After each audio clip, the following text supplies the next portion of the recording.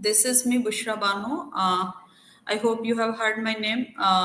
वैसे मैं थोड़ा सा अपना तारुफ करा देती हूँ. मेरा नाम बुशरा है. मैं अभी यहाँ पे एज एन आईपीएस पोस्टेड हूँ हुगली रूरल वेस्ट बंगाल में. मैंने 2020 के यूपीएससी सिविल सर्विसेज एग्जाम में 234 रैंक प्राप्त की थी.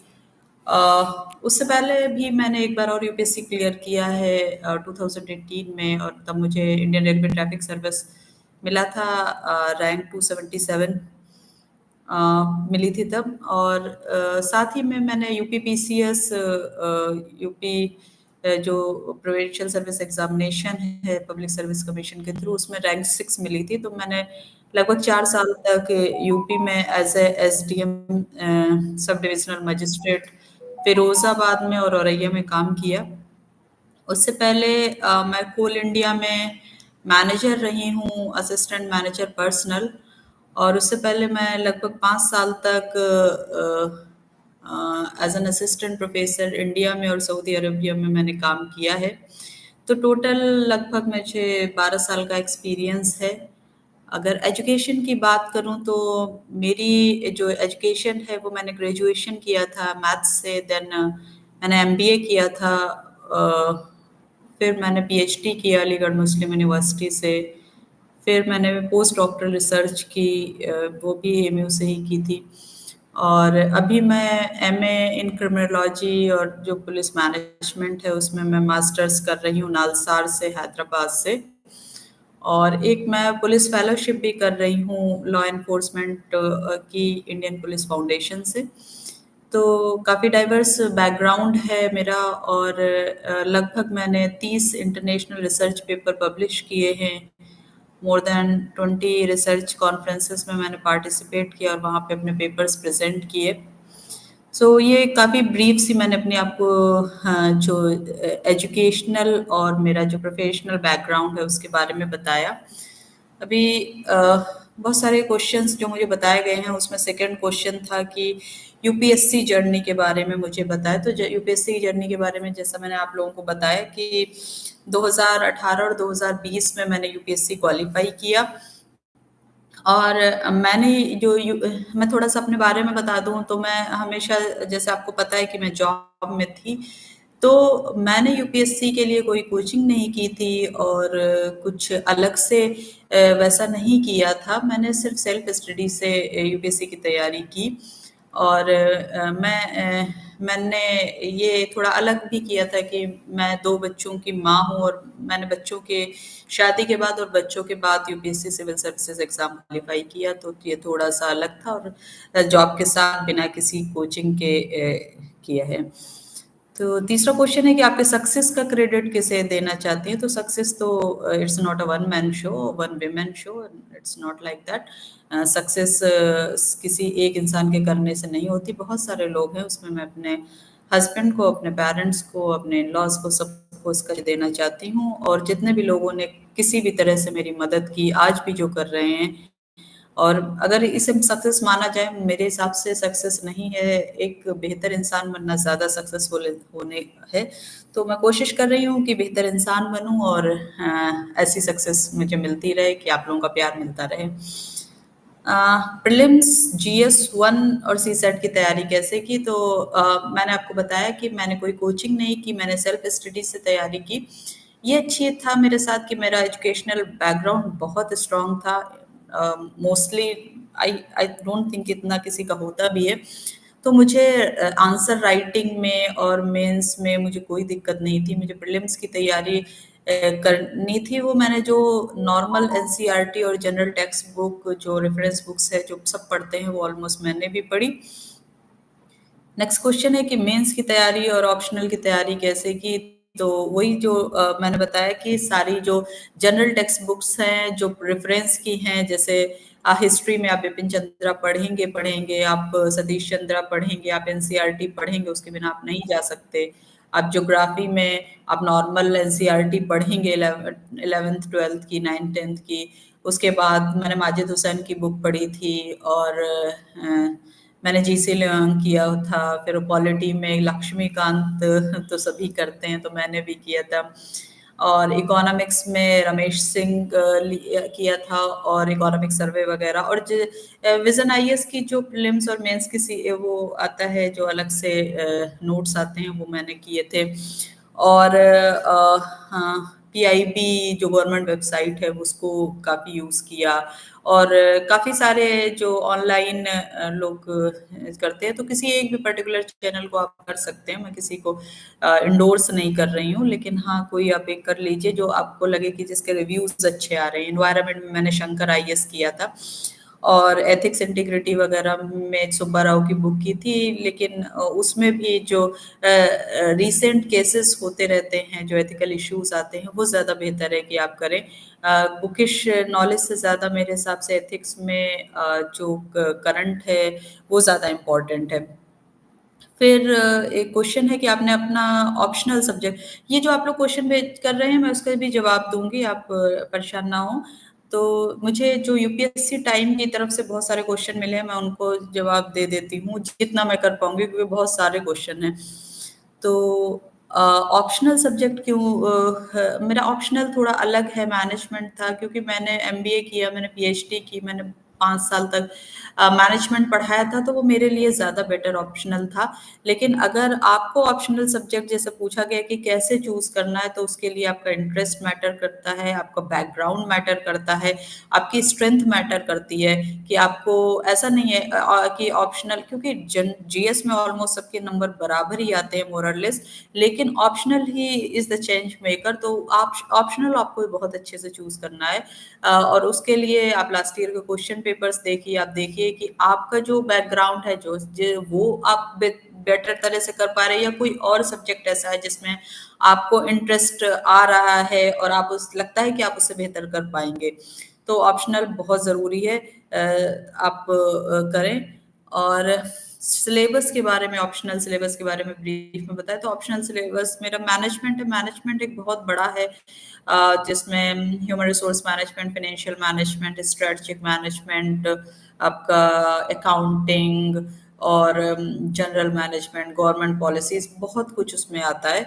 तो आई डोंट थिंक कि बहुत सारे लोगों का, जितने भी लोग सुन भी रहे होंगे, उसमें मैनेजमेंट कोई ऑप्शनल होगा। अगर किसी का है तो वो मुझे अलग से बोल दीजिएगा, मैं बताऊंगी, क्योंकि it's not matter for all person, क्योंकि आप लोग रेयरली ही कोई मैनेजमेंट से ऑप्शनल देगा। सो ऑप्शनल स्ट्रैटेजी क्या रही, जैसा मैंने आपको बताया कि ये कोई डिमांडिंग ऑप्शनल नहीं है, तो इसका कोई नोट्स भी नहीं थे, तो मैंने खुद ही नोट्स बनाए, मैंने पूरा अपना एमबीए दोबारा से पढ़ाई की।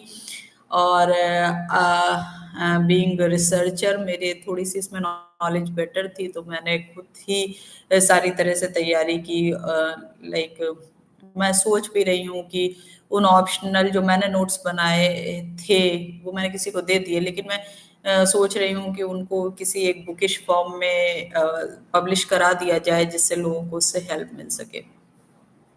आपने प्रीलिम्स, मेंस और ऑप्शनल के लिए फॉलो किए हुए सोर्स बुक लिस्ट के बारे में तो मैंने आपको पहले ही बता दिया है।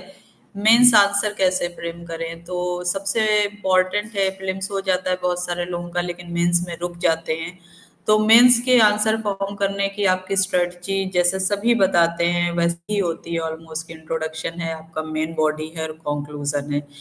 लेकिन कीवर्ड्स पे फोकस करिए कि जिस चीज से आप ज्यादा से ज्यादा मार्क्स गेन कर सके। ऐसा ही नहीं है कि आपको 150 मार्क्स, 115 या 10 मार्क्स का लिखना है, टाइम आपके पास almost 8 to 9 minute, 7 to 9 minute ही होता है, चाहे आप शॉर्ट करें क्वेश्चन, चाहे लॉन्ग आंसर करें।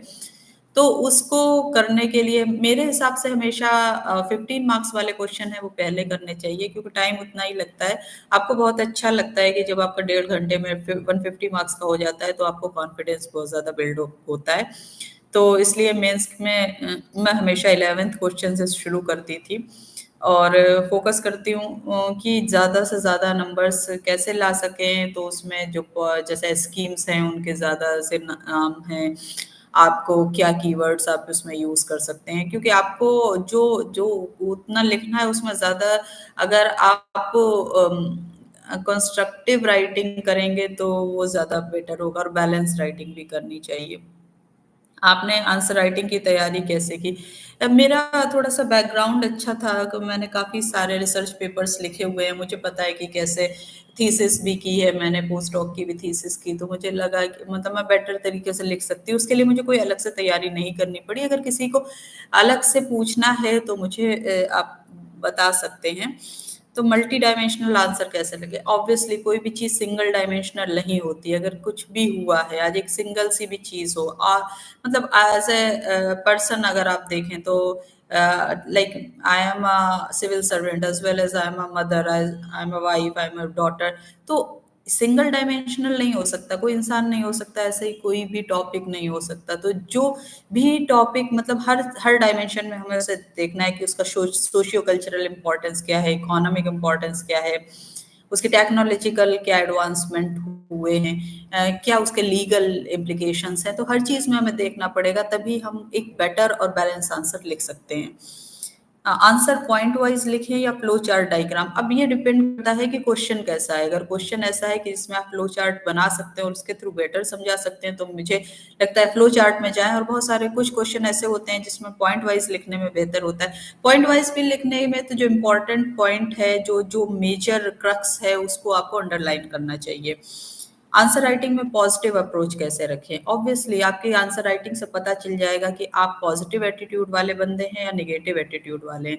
हमेशा हमारी अप्रोच हमें ऐसा देखना चाहिए कि ग्लास आधा खाली है कि आधा भरा है। अगर हमारी आधा भरा हो और बढ़ने वाले की आधा भरे से पूरा भरेगा, अगर इस तरह की अप्रोच है, वो आपको आंसर से नजर आ जाती है। एक एडमिनिस्ट्रेटर को एक डिसीजन मेकर होना चाहिए, तो उसको हमेशा एक पॉजिटिव अप्रोच के साथ ही काम करना है। तो पॉजिटिव अप्रोच लिखने के लिए आपको क्या करना है, उसके लिए आपको थॉट प्रोसेस वैसी होनी चाहिए। उसे कोई एक दिन में नहीं बदला जा सकता, आप फेक नहीं कर सकते इस चीज को। आंसर इसलिए आपको हमेशा पॉजिटिव लिटरेचर भी पढ़ना पड़ेगा। प्रीलिम्स, मेंस और इंटरव्यू में किसी क्वेश्चन का आंसर ना आता हो तो उसे कैसे आंसर करें? तो पहले तो प्रीलिम्स में जो आंसर नहीं आते हैं उनको क्वेश्चन को छोड़ दिया जाता है लाइन लगा के, और मतलब जैसे मैं करती थी। तो उसके बाद आप जब आपके पास टाइम हो तो उसको देखें, और उसमें देखें कि या तो बिल्कुल नहीं आता तो आपको याद रखना चाहिए कि 1/3 आपका नेगेटिव मार्क भी हो सकता है। अदरवाइज आप कैलकुलेटिव गेस करके अगर उसमें से 2 में से आपको है तो हो सकता है कि आपका सही हो जाए। आपको ये भी देखना है कि आपका कट ऑफ कितना उम्मीद है होने की, लास्ट ईयर क्या हुआ था, और ऐसा नहीं है कि आपको उस क्वेश्चन की वजह से आपका कोई इशू हो जाए। तो बहुत ही बैलेंस और कैलकुलेटिव अप्रोच होनी चाहिए ये। और मेंस में नहीं आता है तो कुछ तो लिखना ही होगा, कोई क्वेश्चन आप छोड़ नहीं सकते। अगर आप क्वेश्चन छोड़ रहे हैं तो मतलब बहुत ही रेयर चांस है कि आप फाइनल लिस्ट में होंगे। प्रीलिम्स और मेंस की तैयारी साथ में करनी चाहिए, अलग अलग? ऑब्वियसली तैयारी तो साथ ही में होती है, मेंस की तैयारी होती है, प्रीलिम्स तो उसका एक बाई प्रोडक्ट है। तो पूरे साल तो मेंस की तैयारी करते हैं। अब जैसे प्रीलिम्स आने वाला है, एमए में है, तो अभी जो लोग तैयारी कर रहे होंगे वो प्रीलिम्स के लिए अलग से कर रहे होंगे। अदरवाइज अब मेंस की तैयारी करते हैं और साथ में ही तैयारी की जाती है। यूपीएससी में प्रीवियस ईयर क्वेश्चन बहुत इंपॉर्टेंट हैं। प्रीवियस ईयर क्वेश्चन से आपको पता चलता है कि एग्जाम का पैटर्न कैसा है, क्वेश्चन किस तरह से पूछे जाते हैं। तो बहुत इंपॉर्टेंट है कि एटलीस्ट आप 10 ईयर्स के तो मेरे हिसाब से करके ही जाएं question. Previous year question paper को एनालाइज कैसे करें? आप देखिए कि क्या थीम्स आ रही हैं। बहुत सारी थीम्स ऐसी होती हैं जो रिपीट होती हैं। क्वेश्चन कभी वर्ड टू वर्ड रिपीट नहीं होते हैं यूपीएससी में, लेकिन थीम्स बहुत रिपीट होती हैं। हाँ, एक क्वेश्चन भी है कि पीवाईक्यू से क्वेश्चन थीम रिपीट होती हैं। हाँ, ज़रूर रिपीट होती हैं। आपको देखेंगे जैसे ऑलिव रेडली टर्टल, बहुत यूपीएससी का अच्छा क्वेश्चन, हमेशा उसी के थीम से कुछ पूछा जाता है। जैसे बुद्धा कल्चर, बुद्ध आर्किटेक्चर, तो इससे कहीं ना कहीं कुछ अलग तरह से पूछा जाएगा, लेकिन क्वेश्चन रिपीट नहीं होगा, थीम रिपीट होगी। इंटरव्यू बोर्ड और इंटरव्यू पैनल के बारे में बताइए। मैंने एक्चुअली कभी इतना ज़्यादा सोचा नहीं, लेकिन जब बोर्ड में गए, क्योंकि मैं कोई जैसे कोचिंग के थ्रू आप जाते हैं तो बहुत सारी चीज़ें वहाँ बताई। जब मैं वहाँ पे पहुँची थी तो बहुत सारे लोग ये सोच रहे थे कि मेरा उनका कौन सा इंटरव्यू बोर्ड है, उसमें कौन कौन से मेंबर हैं, वो कैसे। मेरे दिमाग में कुछ भी नहीं था, क्योंकि मैंने ना सोचा था, ना मैंने उसके बारे में कुछ समझना भी था। तो मैं बिल्कुल फ्रेश माइंड के साथ गई थी। लेकिन हाँ, इंटरव्यू बोर्ड 5 लोग होते हैं, उसमें जो एक चेयरमैन होते हैं, वो सीनियर ब्यूरोक्रेट होते हैं, रिटायर्ड होते हैं, सर्विंग होते हैं, और उनके साथ जो और लोग होते हैं वो कोई ब्यूरोक्रेट भी हो सकते हैं, एजुकेशनिस्ट हो सकते हैं, साइकोलॉजिस्ट हो जा सकते हैं। वो आपको डिफरेंट तरह से मेजर करते हैं, असेस करते हैं कि आपकी डिसीजन मेकिंग स्किल कैसी है, आपकी पर्सनालिटी कैसी है, आपकी कम्युनिकेशन स्किल कैसी है। तो ये सारी चीज़ें वो चेक करते हैं। सो इंटरव्यू ड्रेस कोड के बारे में बताइए। कोई भी फॉर्मल ड्रेस सभी को पता है आज, ऐसा नहीं है कि नहीं पता होगी। लेडीज के लिए सूट साड़ी है, मेल्स के लिए पैंट शर्ट फॉर्मल, और बहुत सारे लोग ब्लेजर भी डाल के जाते हैं, टाई डाल के जाते हैं। तो इट्स गुड कि आप थोड़ा सा सभ्य और शालीन दिखो और लगे कि हाँ आप सीरियस हो, तो ऐसे ड्रेस कोड होना चाहिए। डैफ कैसे बनाएं? डिटेल्ड एप्लीकेशन फॉर्म, उसमें बनाने का क्या है, सिर्फ एक ही चीज़ आपको ध्यान रखनी है कि आप ऑनेस्ट रहें, फेक बिल्कुल भी ना हो, वही चीज़ें लिखें उसमें जिसका आप आंसर देने के सोचते हैं कि आप उसका आंसर दे देंगे। आप कोई भी ऐसी हॉबी ना लिख दें जिसके बारे में सिर्फ आपकी हॉबी है लेकिन आपको उसके बारे में कुछ नहीं पता है। तो बहुत सारी चीज़ें आप लिखो, बिल्कुल ऑन लिखो, प्रिसाइज लिखो, चीज़ों को बढ़ा चढ़ा के ना लिखो। आप फेक नहीं कर पाओगे, बहुत सीनियर लोग वहाँ पे बैठे होते हैं। इंटरव्यू के लिए पर्सनालिटी कैसे डेवलप करें? भाइयों और बहनों, पर्सनालिटी एक दिन में डेवलप नहीं होती, ना 2 महीने में डेवलप हो पाएगी। पर्सनालिटी आप जितनी उम्र है आपकी उतने दिन में आपकी डेवलप होके वो रखी हुई है। आप फेक करने की कोशिश कर सकते हो, लेकिन आप ऑनेस्ट नहीं लगोगे तो आप अपने मार्क्स काट लोगे। तो पर्सनालिटी डेवलपमेंट के लिए आप कम बोलें, सभ्य बोलें, शालीन बोलें, आंसर टू द पॉइंट दें, ज़्यादा ऐसी चीज़ों पे लेके ना जाएँ जिसमें आपको ना पता हो। आपको इंटरव्यू वहीं पे लेके जाना है, आपको उतना ही उसी बोलना है जिसमें आप कंफर्टेबल हो। आपने इंटरव्यू पर्सनालिटी टेस्ट की तैयारी कैसे की? मैं जॉब में थी, थोड़ा-सा मेरा इंटरव्यूज़ पहले भी फेस कर चुकी हूँ। मैंने बहुत सारे इंटरव्यू बीइंग एचआर मैनेजर लिए भी हैं, तो मुझे पता था कि कैसे तैयार रहना है। लेकिन हाँ, इंटरव्यू में जब आप जाते हो तो आप भी उतने ही नर्वस होते हो जितना कोई और होता है, लेकिन वो नर्वसनेस आपकी बातों में नहीं झलकना चाहिए, आपको कंट्रोल करना आना चाहिए। पहले सभी के पैर कप-कप आते हैं, इट्स नॉट न्यू थिंग। अभी शुरुआत में जब स्टेज पे भी हम जाते थे आज से 10 8-10 साल पहले, तब पैर कप-कप आते थे, लेकिन आज कितने भी घंटे बोल सकते हैं और अपने आप बोलने के लिए आ जाता है। तो कुछ भी अलग नहीं है अगर आपको ये लगता है कि आपके साथ ऐसा हो रहा है। दूसरा फिर क्वेश्चन है कि इंटरव्यू एक्सपीरियंस के बारे में बताएं। काफ़ी टाइम हो गया मेरा इंटरव्यू हुए लेकिन कुछ चीज़ें याद हैं कि उन्होंने जो करंट उस टाइम चल रहे थे करंट अफेयर्स उनके बारे में पूछा था। उन्होंने पूछा था कि आप सर्विस में ऑलरेडी हैं तो इस सर्विस में क्यों आना चाहती हैं, आप क्या बेटर कर सकती हैं, और उन्होंने मैनेजमेंट से रिलेटेड कुछ कॉन्सेप्ट्स भी पूछे थे। फिर मुझे उन्होंने 2-3 सिचुएशंस दी थी और उसमें पूछा था कि आप कैसे डिसीज़न ले मतलब उन्होंने मुझे एज़ ए एसपी भी बनाया था, एक बार एज़ अ डीएम भी बनाया था, मतलब कि आप ऐसे सिचुएशन में क्या डिसीज़न लेंगे। और फिर है कि आपकी सर्विस प्रोफाइल के वर्क और रिस्पॉन्सिबिलिटीज़ के बारे में बताइए। अभी तो मैं यहाँ पे हूँ, अभी काफ़ी लिमिटेड सर्विस प्रोफाइल है लेकिन मोस्टली हमारा लॉ एंड ऑर्डर रहता है, इन्वेस्टिगेशंस रहते हैं, केस के वीआईपी ड्यूटीज़ रहती हैं। तो कोशिश करते हैं कि, और मैं रिसर्चर भी हूँ तो मेरा रिसर्च का भी ओरिएंटेशन रहता है कि कैसे हम पुलिस वर्कफोर्स को मोटिवेट करें, बेहतर करें, उनकी प्रॉब्लम्स को कैसे सॉल्व करें। तो इस तरह से हम कोशिश करते हैं कि हम एक बेटर इंडिया बना सकें, बेटर खुद को पहले बेटर बनाएं फिर दूसरों की ज़िंदगी में सुधार ला सकें।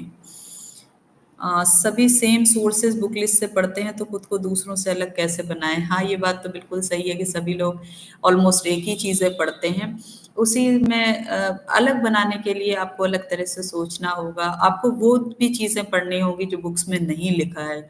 बहुत टाइम आप देखोगे कि ऑलमोस्ट सारी बुक्स में एक जैसा भी लिखा हुआ होता है, लेकिन कभी आपके दिमाग में कोई और भी पर्सपेक्टिव आता है जो बुक में नहीं लिखा होता है। तो सारे लोग इंसान ही हैं, और हर इंसान दूसरे से बेहतर सोच सकता है, बुरा सोच सकता है। तो हमें हमें अपनी thinking ability, cognitive ability, analysis का जो हमारी एबिलिटी है, हमारा इंटरप्रिटेशन है, उसको बेटर करना होगा। हम चीज़ को कैसे देखते हैं, हमारा परसेप्शन करना पड़ेगा, तब हम दूसरों से और बेटर नहीं मतलब हम एक, मैंने हमेशा बोला है कि आप एक बेटर इंसान बनेंगे, आपका अपने आप सोच बेटर हो जाएगी और आप अपने आप बेहतर लिख पाएंगे, बेहतर आपको लोग आप जज ना करें, ना किसी से जज करवाएं, क्योंकि आपको हर इंसान जज करने वाला मिल जाएगा। और अगर आप जज करने वाले खुद भी हैं तो आप सोचिए कि आप भीड़ का ही हिस्सा हैं। आपको अगर अलग दिखना है तो अलग तरह से सोचना होगा, बेटर सोचना होगा। यदि आपको फिर से यूपीएससी देने का मौका मिले तो आप क्या करना नहीं चाहोगे? तो पहले तो मैं बहुत सारी छुट्टी लूंगी तैयारी करने के लिए, क्योंकि मैंने बिल्कुल छुट्टी नहीं ली और मैंने एग्ज़ाम दिया। और दूसरा, मैं अपना ऑप्शनल दूसरा रखूंगी, क्योंकि भावनाओं में बह के मैंने ऑप्शनल ले लिया मैनेजमेंट, लेकिन उसके लिए मुझे प्रॉपर तैयारी करने का मौका नहीं मिला। बहुत बड़ा सिलेबस है उसका, तो ये दो चीज़ें करना चाहूँगी। सो आपने यूपीएससी में कौन सी गलतियाँ करी थी? एक तो बहुत ही अजीब सी गलती थी जिसको मैं बताना नहीं चाहूंगी, लेकिन बता देती हूँ। उसमें मेंस में एक जो ऑप्शनल का पेपर था, उसमें कैलकुलेटर अलाउड था और मैंने नहीं पढ़ा था, तो मैंने बहुत बड़ी गलती की थी और मैं नहीं लेके गई थी। एटलीस्ट 10 नंबर का तो नुकसान हुआ है मेरा। मैं कम बता रही हूँ, नुकसान मेरे हिसाब से 20 नंबर का हुआ है, तो वो गलती नहीं करनी है। आपने यूपीएससी क्यों सिलेक्ट किया? और अ, कोई भी जॉब छोटी नहीं है, कोई भी जॉब बड़ी नहीं है, कोई भी चीज़ आपको सेटिस्फाई नहीं कर सकती जब तक आपको सेटिस्फाई ना होना चाहो। तो आपको किस चीज़ में बेहतर लगता है, तो इन सारी चीज़ों से मुझे लगा कि यूपीएससी से हम ज़्यादा लोगों की सर्विस कर सकते हैं, बेटर कर सकते हैं। ज़्यादा लोगों से मिलेंगे तो ज़्यादा एक बड़े लोग, मुझसे भी ये क्वेश्चन पूछा गया था कि आप टीचिंग में हैं, आप बहुत सारे लोगों का मुस्तकबिल, आप फ्यूचर उनका बना सकती हैं, तो फिर क्यों आप यूपीएससी करना चाहते हैं? तो मैंने कहा था कि अभी मैं एक स्कूल के लेवल पे, एक यूनिवर्सिटी के लेवल पे कर रही हूँ, फिर मैं एक जिले के लेवल पे, एक स्टेट के लेवल पे कर सकती हूँ, तो ज़्यादा बड़ा एरिना स्कोप मिलेगा, इसलिए मैं यूपीएससी में, सिविल सर्विसेज में आना चाहती हूँ। और I am satisfied, I am happy कि मैंने ऐसा डिसीजन लिया और मैं भी खुश हूँ। यूपीएससी के लिए गवर्नमेंट की कौन सी वेबसाइट यूजफुल है? तो पीआईबी है जो बहुत अच्छी है, और भी आप जो अलग अलग जो मिनिस्ट्रीज की वेबसाइट्स हैं, उनकी जो स्कीम्स हैं वो उसके थ्रू देख सकते हैं, वो ज़्यादा बेटर होती है कंपेरेटिव टू कोई कोचिंग वाला आपको पढ़ाए। उससे बेहतर है कि आप उसकी वेबसाइट पे जाके विजिट कर लें। सिलेबस समझ नहीं आता क्या करें? सिलेबस समझ नहीं आता, दोबारा से सिलेबस पढ़ें? ये क्वेश्चन समझ में मुझे भी नहीं आया कि सिलेबस समझ नहीं आता है। जब आपका आईक्यू लेवल, मतलब आपने जो इंसान यूपीएससी करने का सोचता है उसका थोड़ा बेटर आईक्यू, ईक्यू, एसक्यू हो जाता है, तो सिलेबस उसे समझ में आना चाहिए। सिलेबस एनालिसिस कैसे करें? तो सिलेबस एनालिसिस करने का तो मतलब नहीं है, आप देखिए कि आपको मतलब एक एक चीज़ है, यूपीएससी का मेंस का एग्जाम हमेशा सिलेबस से ही आता है। तो और प्रीलिम्स भी सिलेबस से आता है, लेकिन उसका सिलेबस ऐसा है कि anything above the earth and below the sky is in the syllabus, तो कुछ भी हो सकता है। तो सिलेबस तो है, उसको एनालिसिस करने के लिए आप देखिए, लास्ट ईयर क्वेश्चन पेपर पढ़िए, खुद के नोट्स बनाए या दूसरों के नोट्स पढ़ने में बेटर है हमेशा अपने नोट्स बनाने के लिए। आप बेटर अपने, उन्होंने किस तरह से बनाए, क्या सोच के लिखा, हम भी नोट्स बनाते हैं तो हम अपने सोच के जो चीज़ें लिखते हैं, अपनी हैंड राइटिंग में जो लिखते हैं, हमें वो हमेशा याद रहता है, तो खुद के नोट्स बनाना चाहिए। नोट्स पढ़ना चाहिए या टेक्स्ट बुक? टेक्स्ट बुक पढ़ना चाहिए, उससे नोट्स बनाना चाहिए और फिर नोट्स को रिवाइज करना चाहिए। वैल्यू एडिशन कैसे करें? वैल्यू एडिशन करने के लिए ज़्यादा से ज़्यादा अच्छा पढ़ना और बार-बार पढ़ना, रिवाइज करना इम्पोर्टेंट है। यूपीएससी में एनसीईआरटी कितनी इम्पोर्टेंट है? सबसे ज़्यादा इम्पोर्टेंट है। एनसीईआरटी के बिना यूपीएससी कोई कर रहा है तो एक चमत्कार की तरह कर रहा है। बेसिस एनसीईआरटी बनाती है, आप एक ईज़ी लैंग्वेज में किसी भी सब्जेक्ट को समझते हो। हम कर तो लेते हैं ग्रेजुएशन, लेकिन अगर क्लास 6 में क्या है हमें नहीं पता होता है, तो वो हमें एनसीईआरटी से ही आता है। एनसीईआरटी कैसे पढ़ें? एनसीईआरटी पढ़ें, उसके बाद नोट्स बनाएँ और उसको बार-बार रिवाइज़ करें। न्यू एनसीईआरटी पढ़ें या ओल्ड, मैंने तो ओल्ड पढ़ी थी, मेरे हिसाब से ओल्ड बेटर है। यूपीएससी की तैयारी कब से स्टार्ट करनी चाहिए? हमेशा अर्ली गोल सेटिंग होनी चाहिए। अगर आप फाइनल ईयर में हैं, तो मेरे हिसाब से ग्रेजुएशन फाइनल ईयर में तैयारी स्टार्ट कर देनी चाहिए। सेकंड ईयर में करें तो ज़्यादा बेहतर है। आपने यूपीएससी की तैयारी की शुरुआत कैसे और कब की? मैंने बहुत बाद में की है, मेरे से कोई इंस्पायर मत होना, मैंने बहुत लेट गोल सेटिंग की है। तो बताने का कोई मतलब नहीं, पीएचडी के बाद की है। करंट अफेयर्स की तैयारी कैसे करें? करंट अफेयर्स की तैयारी तो आप रोज न्यूज़पेपर पढ़िए, और कोई मैंने जैसा बताया कि कोई ऑनलाइन सोर्स है उसको देखिए, और न्यूज़पेपर से आप नोट्स बनाइए। यूपीएससी की तैयारी के लिए कितने इयर्स का करंट अफेयर्स पढ़ना चाहिए? 2, मैक्सिमम 2। यूपीएससी में न्यूज़पेपर के बहुत इंपॉर्टेंट है न्यूज़पेपर पढ़ना। अच्छा न्यूज़पेपर पढ़ना बहुत इंपॉर्टेंट है, और न्यूज़पेपर में क्या पढ़ना है ये भी पढ़ना समझना इंपॉर्टेंट है। न्यूज़पेपर मैंने कौन से फॉलो किए? मैंने द हिंदू पढ़ा, मेरे पास बहुत टाइम नहीं था इसलिए मैं द हिंदू तक ही, वो भी पूरा नहीं पढ़ पाती थी।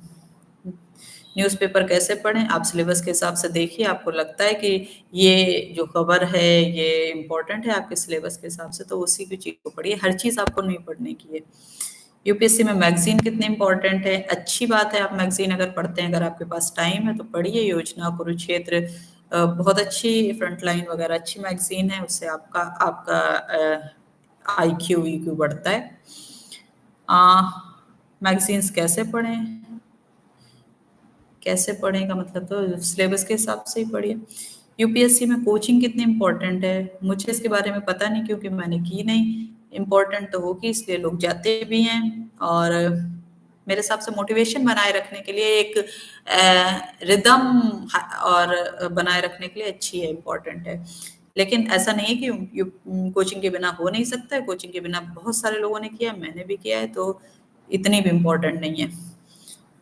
यूपीएससी में टेस्ट सीरीज कितनी इंपॉर्टेंट है? टेस्ट सीरीज मैंने की थी, लेकिन बहुत सारी नहीं की थी। हर हर क्वेश्चन पेपर का मतलब हर जो जीएस वन है जैसे, तो उसमें 2 मैंने टेस्ट लगाए थे। तो टेस्ट सीरीज से मुझे पता अभी चला, वो अलग बात है कि वो किस हिसाब से चेक करते हैं वो मुझे समझ में नहीं आया। और मैं किसी को कहूँगी नहीं, लेकिन वो लोग भी ऐसा नहीं है कि बहुत सीनियर लेवल पे चेक करते हैं, ऐसे ही कर देते हैं। लेकिन उससे आपको पैटर्न पता चलता है, आपको एनालिसिस आप करना समझ जाते हो, क्योंकि मुझे टेस्ट सीरीज से हमेशा रियल क्वेश्चन पेपर ईज़ी लगा। टेस्ट सीरीज कब से ज्वाइन करें? जो भी एग्ज़ाम है, जैसे प्रीलिम्स है तो मई में है, तो मार्च में ज्वाइन कर लेनी चाहिए।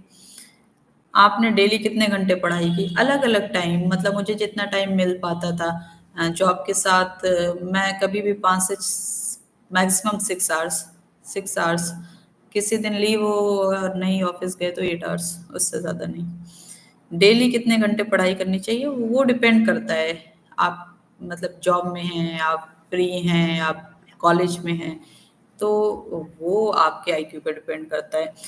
डेली कितने घंटे पढ़ाई करें? जैसे आपको यूपीएससी की तैयारी के लिए मोटिवेशन कहाँ से मिला है? सेल्फ मोटिवेटेड हूँ, मुझे ऐसा नहीं था कि किसी की वीडियो देख, मेरे भी वीडियो देख के आपको कोई मोटिवेशन बहुत देर तक नहीं मिलने वाला है। ये अलग बात है कि लोगों को लगता है, और बहुत लंबी कहानी बताने के बाद लोगों को लगता है कि हाँ उन्होंने ऐसा कर दिया तो मैं भी कर सकता हूँ। ठीक है, मोटिवेशन आपको एक्सटर्नल मिल सकता है थोड़े टाइम के लिए, लेकिन रियल मोटिवेशन इंटरनल मोटिवेशन होता है, वो किसी के बोलने से, किसी के लेक्चर देने से नहीं मिलेगा।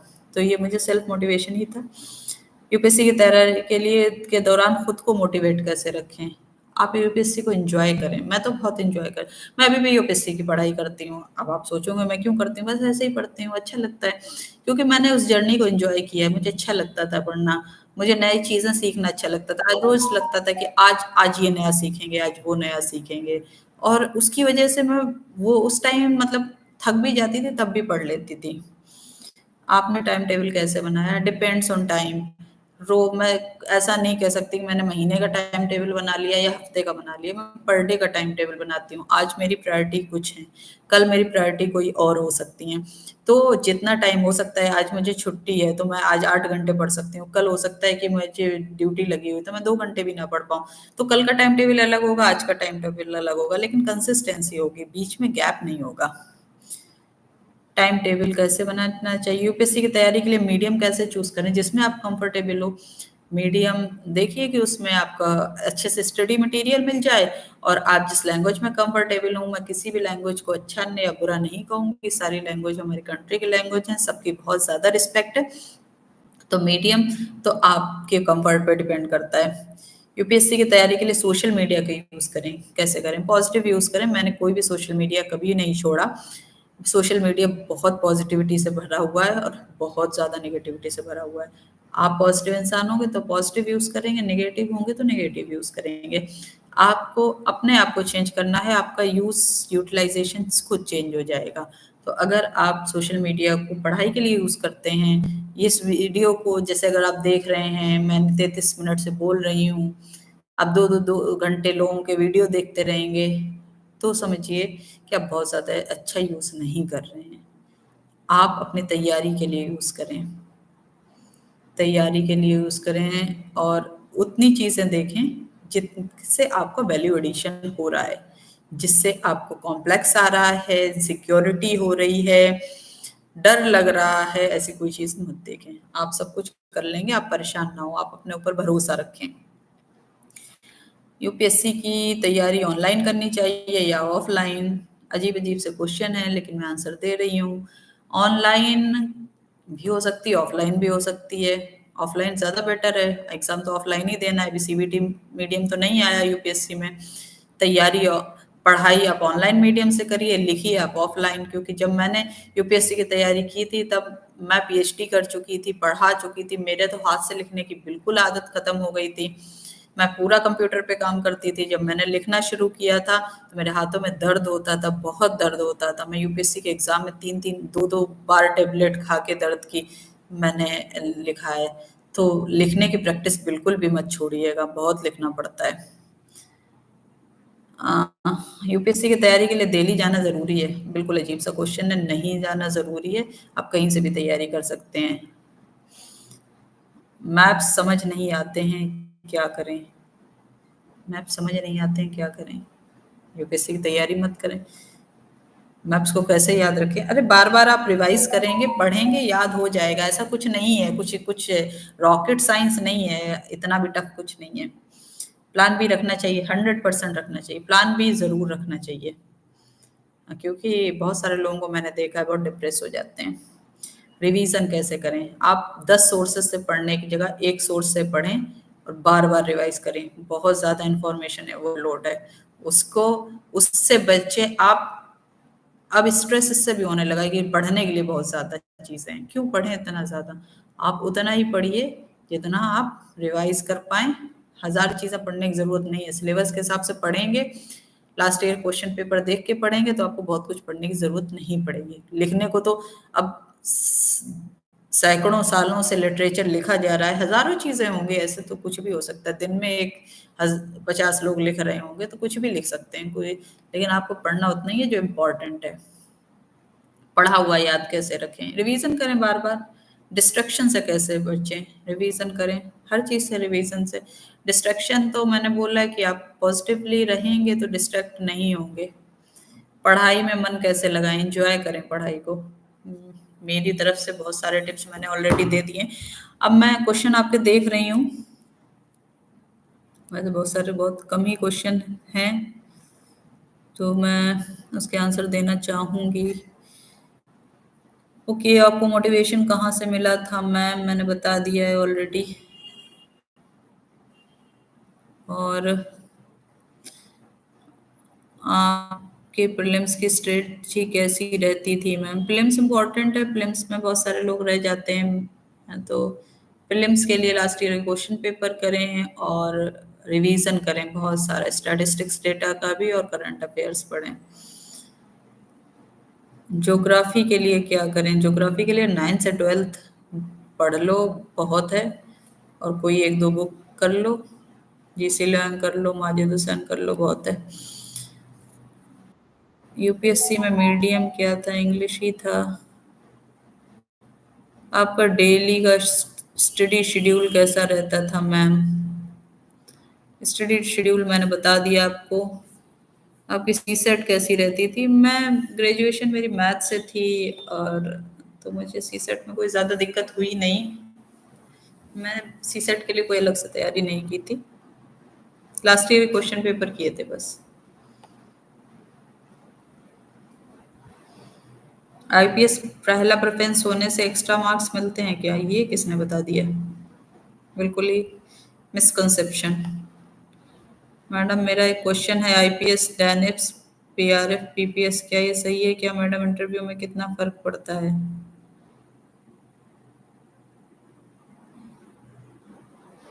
कुछ खास फर्क नहीं पड़ता है। मुझे समझ में नहीं आया आप क्या कहना चाहते हो। मैम मैं अभी बीए ऑनर सोशियोलॉजी कर रहा हूँ, हिंदू एंड डीयू। क्या लिखा है ये? फर्स्ट ईयर में यूपीएससी कैसे स्टार्ट करूँ? एनसीईआरटी पढ़ो भाई। मैम एनवायरनमेंट का करंट कैसे रहा था अपना? एनवायरनमेंट करंट अफेयर पढ़िए है, और शंकर आईएएस में बहुत कुछ दिया हुआ है, अच्छा है, आप पढ़िए उसको। मैम प्री 2025 के लिए कोई टिप्स दे दीजिए, how to revise all subject in all time. अब बड़े बड़े नोट्स बनाए, उनको छोटे छोटे नोट्स बना के रखो, जो लास्ट मोमेंट पे आपको रिवाइज करने के काम आए। Revision is the key to success. किसी से मत डरें, बिल्कुल भी परेशान ना हो, अपने ऊपर भरोसा रखें, खुद पे यकीन रखें। आप वंडर्स करोगे लाइफ में, बहुत आगे जाओगे। बहुत सबको मेरी दुआएं हैं। आपको जो पोटेंशियल है that is limitless, and education is the key to unlock that potential. Always be courageous, and time management आपके पास बहुत अच्छा होना चाहिए। मॉक में अगर 90 प्लस मार्क्स तो इट्स इनफ। इनफ तो कुछ भी नहीं होता भाई।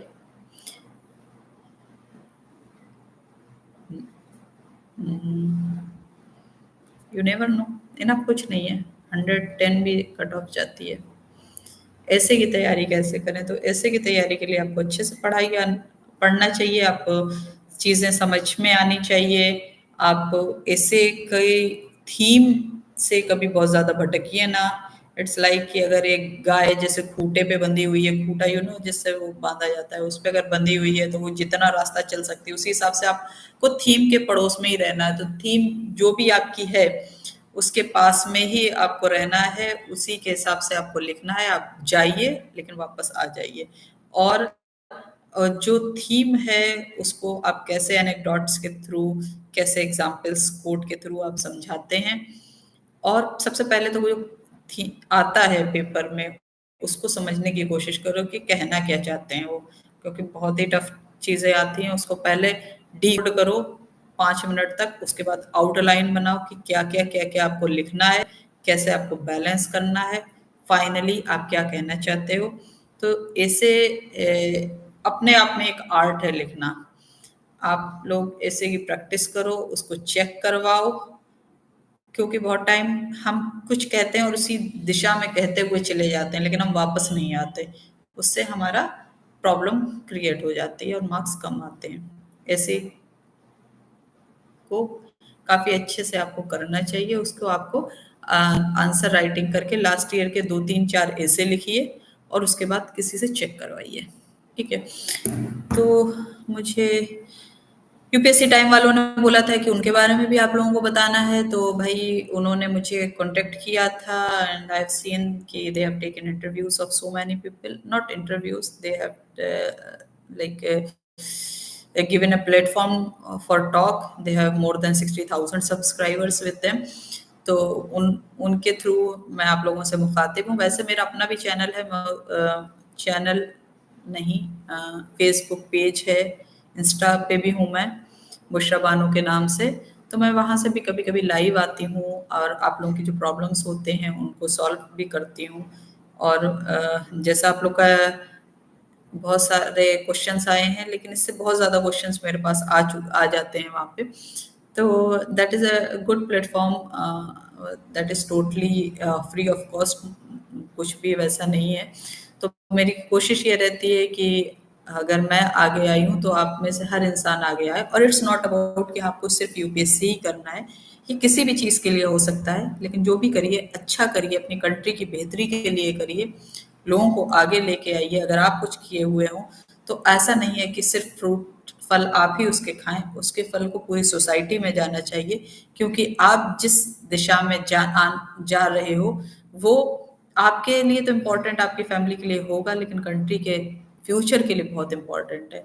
एक मैं और भी अपील करना चाहती हूँ कि अगर मतलब एक अच्छे मन से, एक अच्छी भावना के साथ ही आप यूपीएससी या किसी भी सर्विस में आइए। सर्विस का मतलब सर्विस है, ना कि रूल करना।